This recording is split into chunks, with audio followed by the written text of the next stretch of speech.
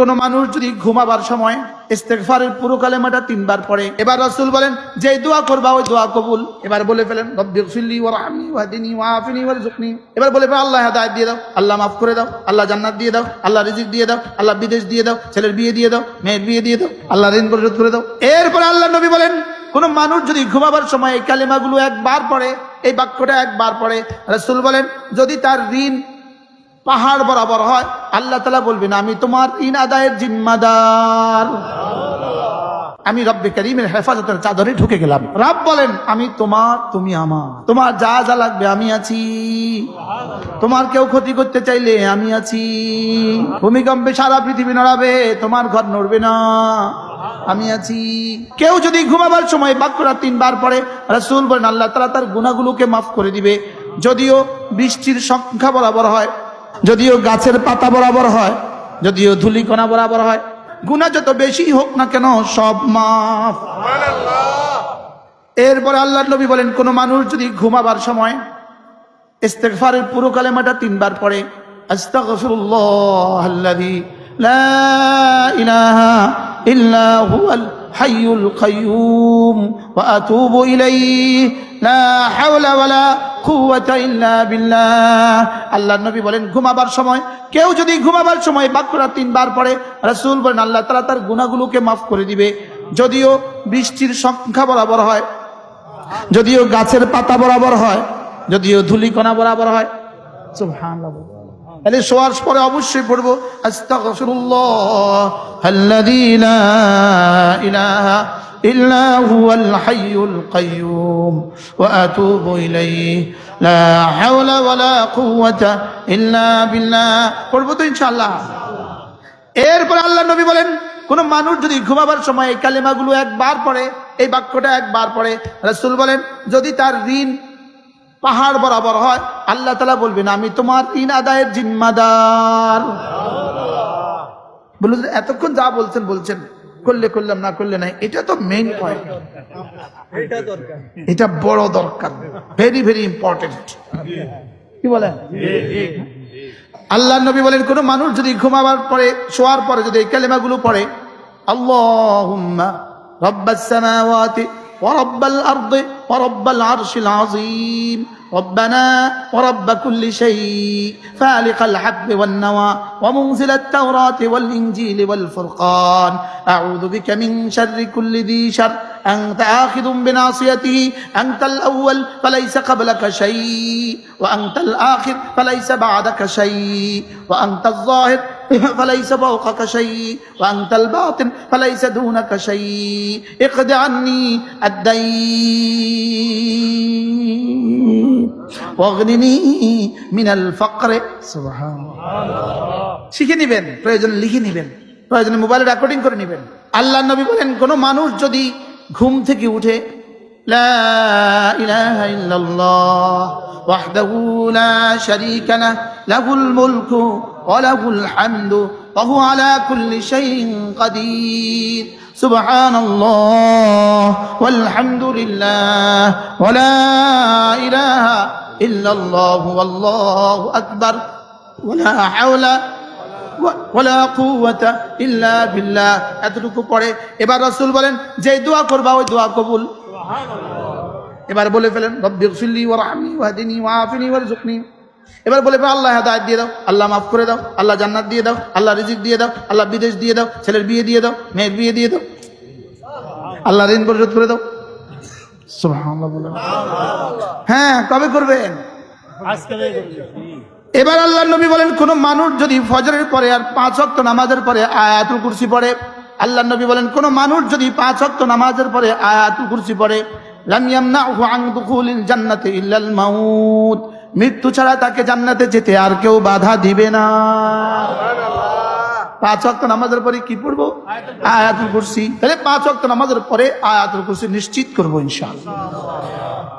এরপরে আল্লাহর নবী বলেন কোন মানুষ যদি ফজরের পরে আর মাগরিব পরে সূরা ইখলাস পড়ে 3 বার, সূরা ফালাক পড়ে 3 বার, সূরা নাস পড়ে 3 বার, রাসূল বলেন তাজজিকা মিন কুল্লি শাই, এই 3টা সূরা তোমার জন্য যথেষ্ট হয়ে গেল।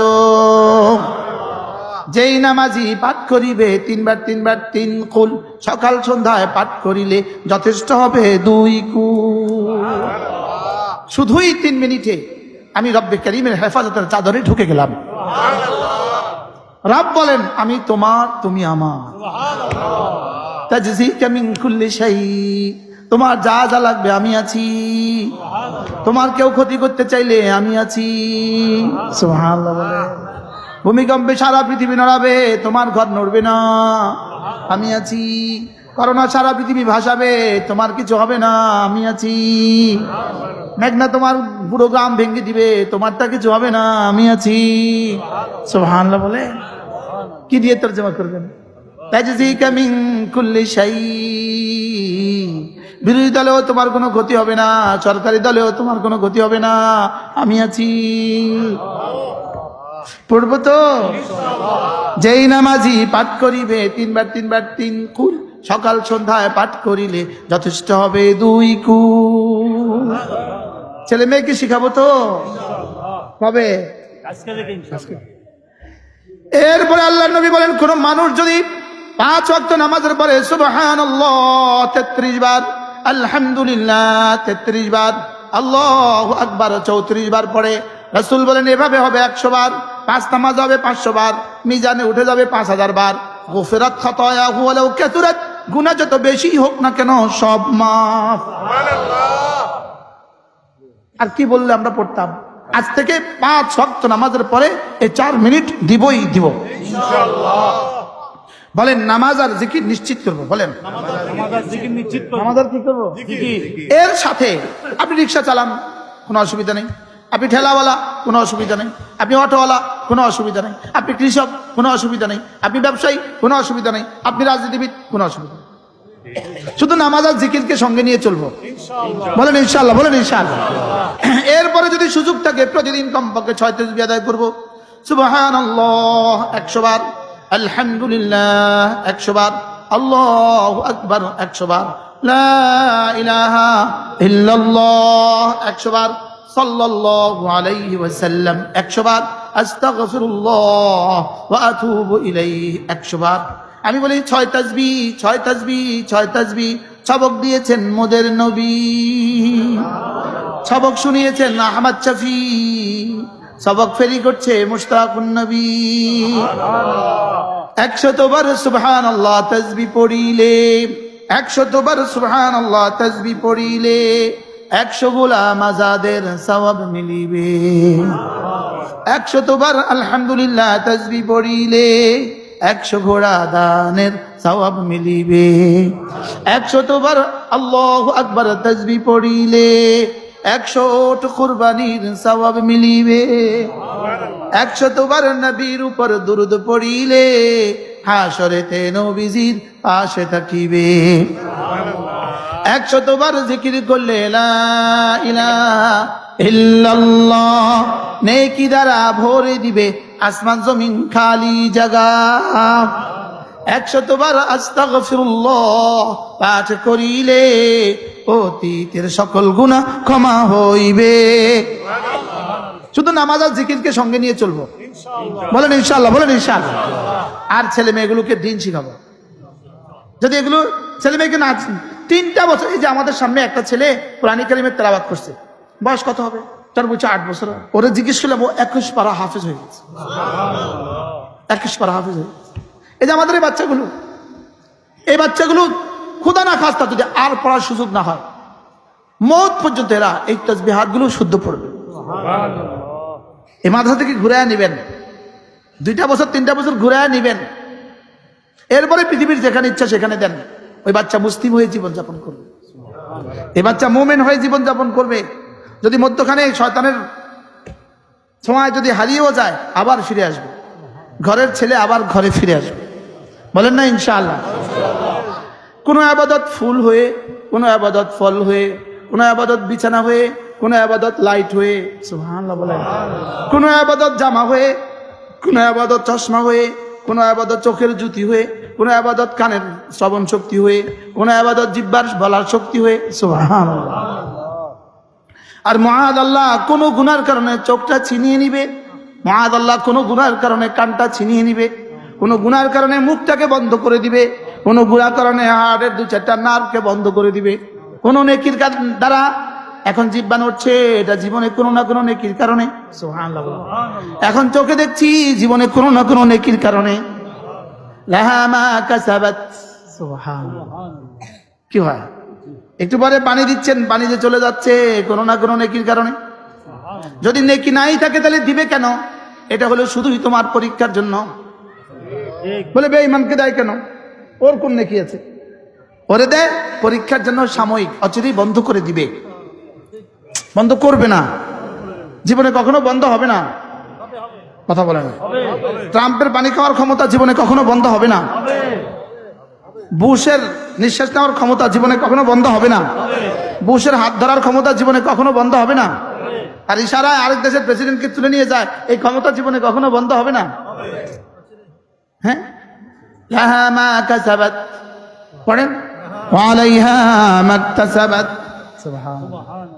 ইয়াউমা তাজিদু কুল্লু নাফসিন মা আমিলাত মিন খাইরিন মুহদারা ওয়া মা আমিলাত মিন সুইন তাওয়াদ্দু লাউ আন্না বাইনাহু ওয়া বাইনাহা আমাদান বাঈদা। যত নেকি করেছেন সবকে এভাবে পাবেন, এভাবে পাবেন। যেমন দেখেন, এখন আমি এই কিতাবটাকে এভাবে যেভাবে পাইছি এভাবে পাবেন। সুবহানাল্লাহ। ওয়ামা তাজিদু ওয়ামা ইয়াউমা তাজিদু কুল্লু নাফসিন মা আমিলাত মিন খাইরিন মুহদারা ওয়া মা আমিলাত মিন সু। আর গুনাহ যেগুলো হয়ে গেছে, তাওয়াদ্দু লাউ আন্না বাইনাহা ওয়া বাইনাহু আমাদান বাঈদা। সে চাইবে এই গুনার আমি যেন, আচ্ছা এই মুহূর্তে যদি এখানে একটা সাপ আসে, সাপ, আপনি কি সাপটাকে দূরে সরাবেন না আপনি দৌড় দিবেন? এটা সরা, আমি এখানে বয়ে রয়েছি, এটা সরা, দৌড় দিবেন কিনা বলেন?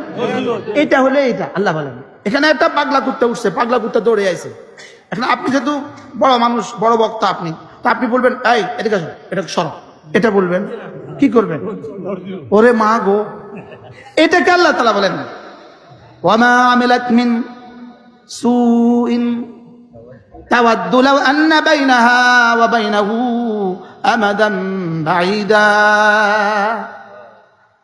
কি রে, সাপটা এখানে কেন? দিবে দৌড়, কদ্দূর দৌড়বো?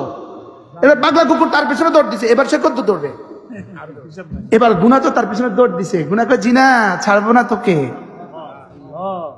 কোনটা সাপ হইয়া, কোনটা বিচ্ছু হইয়া, কোনটা পাগলা কুকুর হইয়া, কোনটা শিয়াল হইয়া তার পিছনে তো আছে। যাবে কোথায়? এগুলো তোমার, আমি তোমার। সাপ বলবে আমি তোমার অমুক দিনের অমুক নাফরমানির পুরস্কার। সাপ বলবে কি আমি অমুক দিনের অমুক গুনাহের সাজা। যাবা কোথায়? পালাবা কোথায়? আলাইহা মাকতাসাবাত, যাবা কোথায়? আইনাল মাফার, ভাগবা কোথায়? এজন্য কষ্ট, দুই কষ্ট। একটা হলো শারীরিক কষ্ট, আরেকটা হলো ইবাদতের কষ্ট। শারীরিক কষ্টের সাথে ইবাদতের কষ্ট মিলিয়ে নাও বন্ধু। এই শারীরিক কষ্ট বেশি দিন লাগবে না, অল্প দিন পরে শেষ হয়ে যাবে। কষ্ট আসে না নাই দুনিয়াতে? তাহলে ফজরের কষ্ট আসে না নাই? হ্যাঁ, একদিনের ফজরের নামাজের কষ্ট, একদিনের ফজরের নামাজের পুরস্কার যদি বলি 7 মহাদেশের বাদশাহীর চেয়েও দামি। আল্লাহ রাসূল বলেন বাশশির বিন-নূরি তাম আল-মাশাইনা ইলাল মাসাজিদ বিয-যালাম। আল্লাহ নবী বলেন যারা মসজিদে আসা যাওয়া করে, 2 অন্ধকারে যারা মসজিদে আসা যাওয়া করে, আয়েশা এবং ফজরে, আল্লাহ নবী বলেন যারা 2 অন্ধকারে মসজিদে আসা যাওয়া করে, এদের জন্য পরিপূর্ণ নূরের সুসংবাদ দিয়ে দাও। তাহলে বোঝা গেছে শুধু জামাত পড়ে নেওয়া এটাও মাকসাদ না, মাকসাদ হলো মসজিদে যাওয়া। সুবহানাল্লাহ বলে।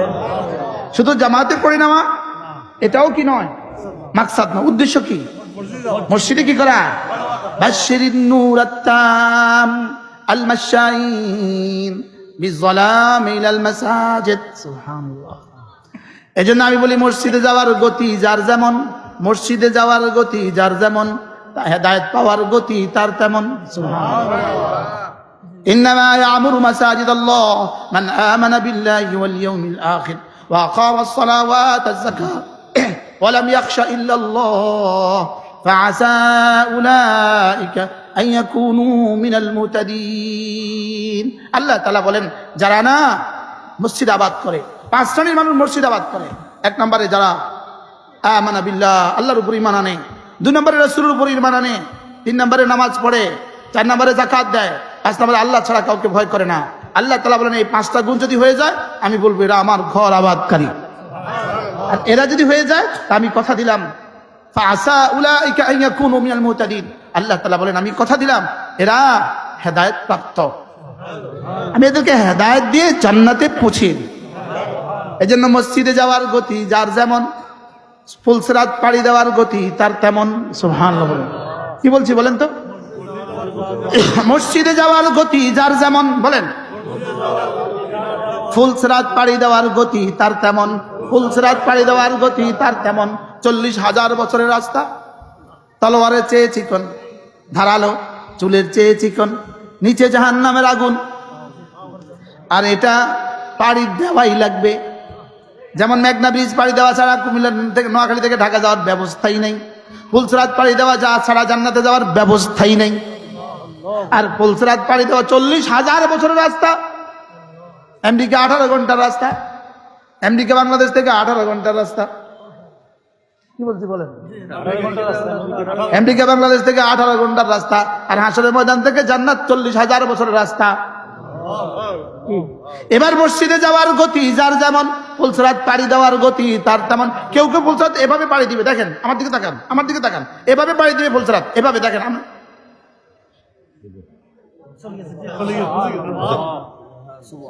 আল্লামা ইবনে কাইয়িম আল জাওজিয়া লিখছে আও আকাল্লা মিন তারফাতা আয়ুন, চোখের পলকের আগে আগেই পৌঁছে যাবে। ইমাম মালিক রাহিমাহুল্লাহ, তাকে কেউ জিজ্ঞেস করলেন হযরত আল্লাহ আমাকে কতটা ভালোবাসেন, আমি বুঝবো কি দিয়ে? তিনি জবাবে বললেন মসজিদের ভালোবাসা তোমার কলিজায় যেমন, রবের ভালোবাসা রবের কলিজায় তোমার ভালোবাসা তেমন। বলেন মসজিদে কি নামাজ পড়বেন? বলেন ইনশাআল্লাহ। মসজিদে যাওয়ার গতি যার যেমন, ফুলসিরাত পাড়ি দেওয়ার গতি তার তেমন। ইন্নামাল মাসাজিদু লিল্লাহ ফালা তাদউ মাআল্লাহি আহাদা। আমি যেমন বলি এটা আমার, এটা আমার, আরবি কি? এটা লি, হাদা লি, এটা আমার। আল্লাহ তাআলা বলেন ইন্নামাল মাসাজিদু লিল্লাহ, মসজিদগুলো আমার। সুবহানাল্লাহ। মসজিদ কার? আল্লাহ তাআলা বলেন মসজিদগুলো আমার। ফালা তাদউ মাআল্লাহি আহাদা। অতএব মসজিদে না আমার সাথে অন্য কাউকে ডাকবা না। সুবহানাল্লাহ। শুধু আমাকে ডাকবা না। ইলাহা ইল্লাল্লাহ, নাই কোনো মাবুদ আল্লাহ ছাড়া, নাই কোনো মাসজুদ আল্লাহ ছাড়া। আজান হওয়ার পরেও এবার আমরা এখানে পড়ে ফেলি, এরকম আসেনি? বক্তা আসেনি, হুজুর আসেনি, না? এদের কলিজায় রবের ভালোবাসা নেই। নামাজ পড়ছে জাস্ট পরে ডিউটি পড়ছে, একটা জিম্মেদারি আর কি, মনে বুঝেন নাই? ধীরে ধীরে হৃদয়ে কলিজায় রবের প্রেম নাই। বলেন কলিজায় কি নাই? বলেন রবের প্রেম। এজন্য মূল বিষয় হলো কলিজায় রবের ভালোবাসা। কলিজায় যদি রবের ভালোবাসা থাকে সে মসজিদে যাবেই যাবে। আমার রবের, আমি যাকে ভালোবাসি